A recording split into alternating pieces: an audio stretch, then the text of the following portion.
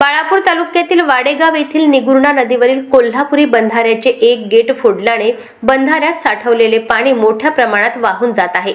या प्रकारामुळे परिसरातील नागरिक व शेतकरी बांधवांमध्ये तीव्र रोष व्यक्त करण्यात येत असून संबंधितांवर तात्काळ कारवाई करण्याची जोरदार मागणी होत आहे।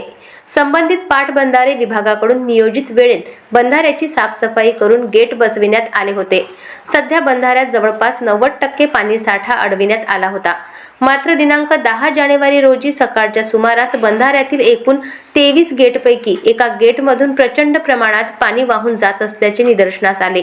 या घटनेची माहिती मिळताच सरपंच मेजर मंगेश तायडे, उपसरपंच राजेश्वर पळसकार, माजी उपसरपंच सुनील घाटुळ, ग्रामपंचायत सदस्य सुनील मानकर, डॉक्टर शेख चांद तसेच कर्मचारी यांनी तात्काळ कोल्हापुरी बंधाऱ्यांवर प्रत्यक्ष पाहणी केली।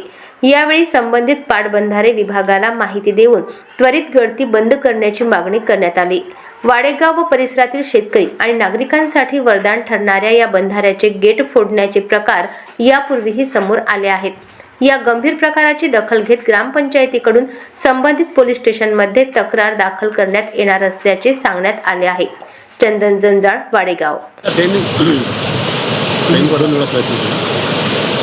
आपण ते वारंवार पाटबंधारे विभागाकडे आपण काही त्यांना तक्रार करू शकत नाही, कारण की त्यांनी 2 वेळा आपल्याला गेट जे लीक झालेलं होतं ते बुजून दिलं आणि परत एक वेळ झालं तरी त्यांनी करून दिलं।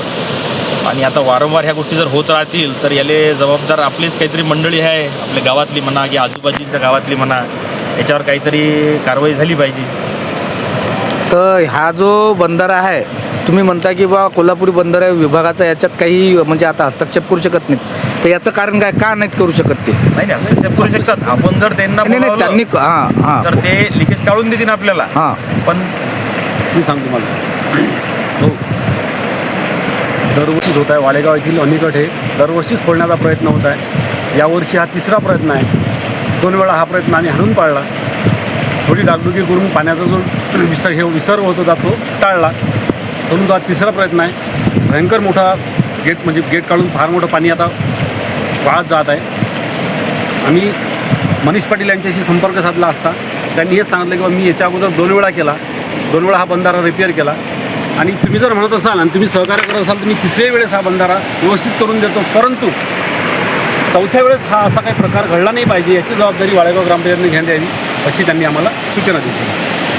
अशाच महत्त्वपूर्ण बातम्यांच्या अपडेटसाठी अजिंक्य भारत न्यूजच्या पेजला फॉलो करा आणि सबस्क्राईब करा। Thank you for watching.